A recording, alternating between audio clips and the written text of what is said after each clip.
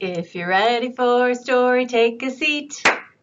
If you're ready for a story, take a seat. Nod your head and tuck your feet. Make your hands all nice and neat. If you're ready for a story, take a seat. Hello! My name is Angie, and I am the Youth Services Coordinator for the Galax-Carroll Regional Library, and I am here to share virtual story time with you today. How are you? Spring has sprung. The birds are singing. The flowers are blooming. It's been a little chilly the past few days, and the wind has been blowing fiercely. I hope that you've been staying cozy and warm wherever you are and enjoying some nice warm baked goods out of the oven. Today on Virtual Storytime, we're going to talk about bread and baking and delicious things that you can make in the oven. I hope that you like these stories as much as I do. It was fun to pull out some stories about baking bread. So our first story today is called Fry Bread, and it is a Native American family story. It was written by Kevin Mallard with illustrations by Juana Martinez Neal. Fry bread. And the great thing about this book is that there's a recipe at the back if you want to try to make your own fry bread. So come to the library and check it out so you can make some fry bread too. Fry bread, a Native American story. Fry bread is food. Flour, salt, water, cornmeal, baking soda, perhaps milk, maybe sugar, all mixed together in a big bowl. Look at all these children. They have all of the ingredients that they're going to need for the fry bread. Fry bread is shape. Hands mold the dough, flat like a pancake, round like a ball, or puffy like Nana's softest pillow. Bread can take all kinds of different shapes and sizes, can't it? Fry bread is sound.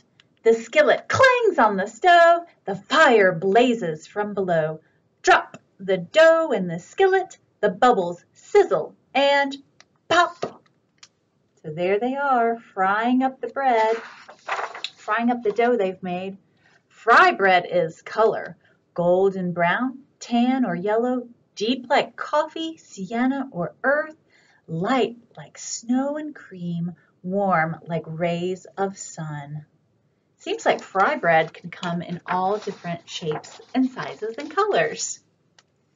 Fry bread is flavor, yum.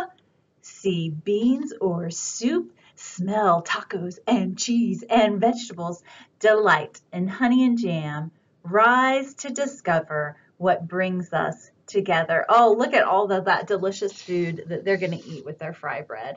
I even see, what do you think that is? Corn on the cob. Yum. Fry bread is time on weekdays and holidays, supper or dinner, powwows and festivals, moments together with family and friends. That is a nice way to share a meal together, isn't it? With your family and your friends all around the table, eating the delicious fry bread that you just made. Fry bread is art. Sculpture, landscape, portrait, our daily craft, shared from teacher to student, a cycle of heritage and fortune. What are they making here in this picture? That's right, they're weaving baskets. So I think what they're saying is that fry bread is a tradition that's passed down from generation to generation, and that there's an art to it. I agree with that. Really good cooking, it is an art. Fry bread is history. The long walk, the stolen land, strangers in our own world. With unknown food, we made recipes from what we had. And this is when they're talking about the Native Americans and how they walked on the Trail of Tears, and a lot of their land was taken away from them. So they had to start new traditions with new food on their new land. Fry bread is place. Alaska, Kansas, all the way to Maine, down to Delaware, on to Georgia, over to Oklahoma, Colorado, and California, cities and lands that we call home. Fry bread can be found all over the United States, huh? Fry bread is nation, Abenaki, Apache, Arapaho, Ojibwe, Onondaga, Ogallala, Sioux, Narragansett, Navajo, Nipmuc, Seminole, Shoshone, Sac, and Fox, hundreds and hundreds of tribes. All of those names that I just read are different Native American tribe names. Fry bread is everything. Round, flat, large, small, north, south, east, west, brown, yellow, black, white, familiar and foreign, old and new, we all come together. And the moon kind of looks like fry bread too, doesn't it?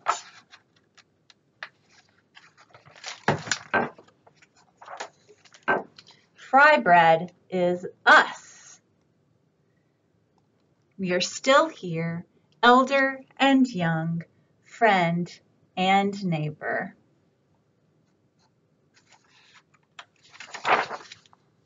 We strengthen each other to learn, change, and survive.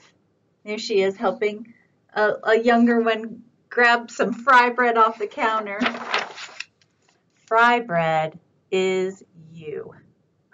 Yum, that looks delicious.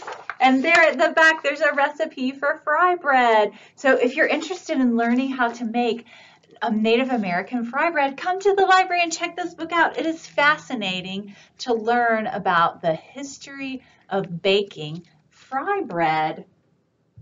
Well, let's sing a little rhyme about bread. I wonder if you put butter on fry bread. What do you think?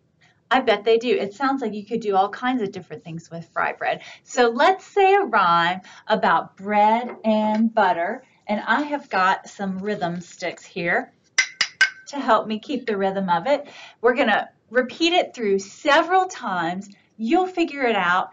Join in with me. If you've got some sticks or some pencils or even your fingers to tap together, join in with me on this one. It goes like this. Bread and butter, marmalade and jam.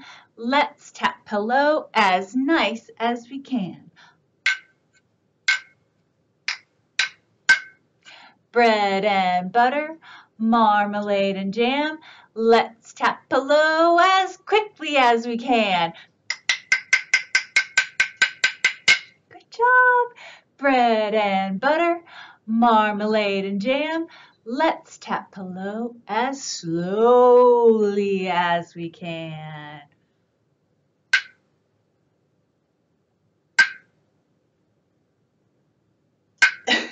Great job. Bread and butter, marmalade and jam. Let's tap pillow as high as we can. Bread and butter, marmalade and jam. Let's tap pillow as low as we can. Bread and butter, marmalade and jam. Let's tap pillow as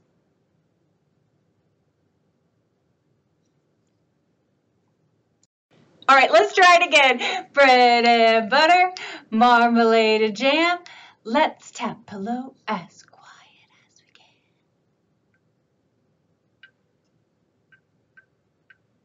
Bread and butter, marmalade and jam. Let's tap pillow as loud as we can. Bread and butter, marmalade and jam. Let's tap pillow as nice as we can. Great job! Awesome! Thank you for joining me. Thanks for bearing with me as I messed up there. All right, our next book, we're going to talk about Dad Bakes. Now, do any of you at your house have a dad that bakes? A dad that bakes bread or cookies or other yummy, delicious things? I have a dad, and he bakes the most delicious biscuits. They're beautiful and flaky, and oh, He's just made baking biscuits an art. So let's read about Dad Bakes. It was written by Katie Yamasaki. And there's a picture. We'll start off. There she is. Looks like she's drawing a picture of her dad. Dad bakes. Dad wakes. It must be really early because it's still dark outside. 3 a.m. Wow, that's early. The moon shines. Dad walks. Can you see him under the street light walking there? The sun hides. Dad arrives. There he is, arriving at work to the Rise Up Bakery. Working side by side, Dad bakes. Looks like he's kneading some dough there and making it into rolls. Yum. He scoops, he kneads, he rolls. Dough rises. Dad makes small rolls. Dad makes large loaves. Mary is smelling it. I bet it smells delicious in there. I love the smell of bread baking. How about you? So good. The sun rises. Dad walks. So his workday must be over now that he's baked all the bread. He smells like warm bread. What a delicious smell. Oh my goodness. Dad rests. I bet he's tired after getting up so early and baking. I wait. So what is she doing while she waits? She's listening to some music and reading a book. She's doing a headstand. She's eating some cereal for breakfast and pouring some orange juice to take to Dad. So nice. We go to the kitchen. We mix, we knead, we roll. What do you think they're making? Let's find out. We wait and we wait. And what are they doing while they're waiting? They're doing some reading and some playing. They're petting the cat. They're playing some cards. They're doing some gardening. I peek. Shh, Dad said. The bread needs peace. We wait and we wait and we wait. While they're waiting, they do some more work outside. They do some homework, it looks like. Watch a little TV. Play outside again. Play some soccer. Just waiting and waiting. Dad rolls the dough. He tells me to go.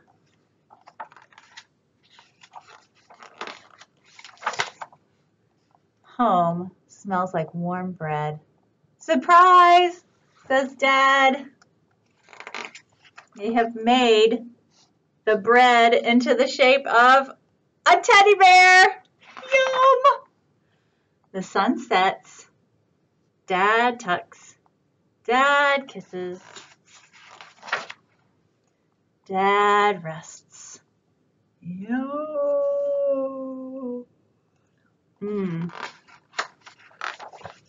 Boy.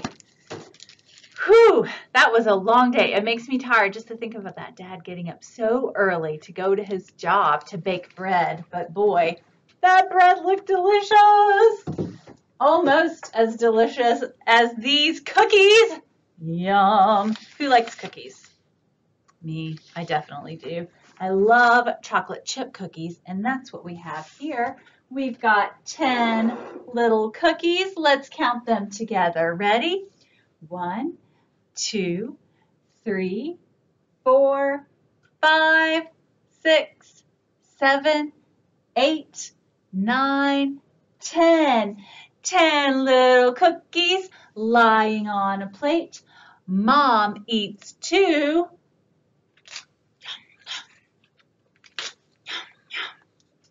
And then there are 8. So we're counting by 2s today, and we're taking 2 away every time. So there were 10 cookies. Now there are 8. When Dad comes home, 2 cookies he picks. 1, 2, leaving on the plate only 6. Let's count them together. Ready? 1, 2, 3, 4, 5, 6. Brother comes home, slamming the door. He eats 2 cookies. 1, 2, and then there are 4. When sister comes home, there are still a few. She eats a couple. 1, 2, and then there are 2. Baby wakes up. His nap is done. He eats a cookie, and then there is 1. The cat jumps up on the table, and he eats the last one. Poor dog, he's too late. He only gets crumbs. The end. The cat got to eat a cookie. Oh my goodness, what a lucky cat. Did you enjoy that cookie? I bet so. Well, speaking of cats, our last book is so funny. It doesn't have anything to do with baking, but it does have to do with cats. It's called Mina. It was written by Matthew Forsythe. It's so funny. You guys are going to love this one. It's about a little mouse named Mina and her dad. Mina lived in her own little world where nothing ever bothered her, except for one thing. It wasn't her father who was always bringing home surprises from the outside world. So there's her father. He's bringing home something. Let's find out what that is. And it wasn't the tin can he found that made his jokes even louder. He's talking through the tin can, and it's making him sound even louder. But there's Mina living her own little world in her book. And it wasn't the collection of antique art that he thought that would make them rich. So there he is hanging up his antique art. And it wasn't even the band of musicians he met in the woods. She barely noticed any of those things. Because what's she doing? She's busy in there reading her book. But one day, Father came home and said, Mina, come outside. I have a really big surprise for you. And that's when she started to worry. Let's find out why she's worried. It's a squirrel, her dad said. I don't think that's a squirrel, said Mina. Is that a squirrel? It's not, is it? What is it? It's a cat. That's right. Of course it is. Squirrels are bigger than mice and have long, bushy tails, said her dad. So there's the long, bushy tail of the squirrel. I don't know, said Mina. That night, Mina couldn't sleep. There's nothing to worry about, said her father. Would you be worried if you were Mina? I would be too. The cat's just laying there. Oh my goodness. Remember the time I brought home those stick insects and you taught them to read? That was so much fun. They stole all my books, said Mina. We got you more books, said your father. Now go to sleep. Everything will be fine. You'll see. I don't know, said Mina. Look at the cat. He's got his claws out. Oh my goodness. I think that Mina is right to be worried, don't you? But sure enough, everything was fine. Well, there's the cat. For a little while. Look, they're going on a ride on the cat's back. Wow. Until one day, Mina's father said, he's not eating. Something's wrong. Do you think he's lonely? Perhaps, said Mina, but whatever you do, don't bring home any more surprises, Dad. But the next day, he brought home 2 more surprises. He brought home 2 more cats. Oh, dear. But they wouldn't eat either, so Mina's father called the doctor, who came right away. Well, they're giving the cats acorns to eat. Cats don't eat acorns, do they? I'm sure there's nothing to worry about, said the doctor, but let me take a look at those squirrels. So there's the doctor. He's going to take a look at the squirrels who aren't eating. Oh, I see the problem, said the doctor. The problem is that these squirrels are definitely cats. Oh, no, said Mina's father. Oh, dear, said Mina. And then all at once, the cats chased Mina and her father and the doctor through the woods. Oh, dear, they're running away. They better run quickly. And over the pond, there goes the doctor and Mina's dad and Mina, and the cats are right behind them. And up a tree, when finally Mina said, "Stop! We shared our home with you, our food, our toothpaste, and this is how you repay us by trying to eat us?" Mina is very brave. "Yes," said the cats. And they were about to eat the mice when a strange thing happened. Oh, what's this here? Do you know what that is? That's a stick insect. Remember how Mina's father was talking about a stick insect earlier?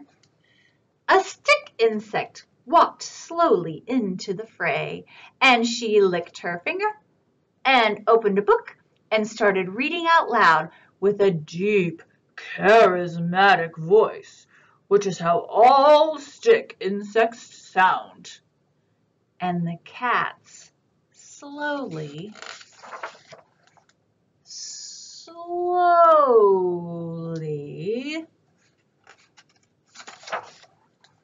fell asleep.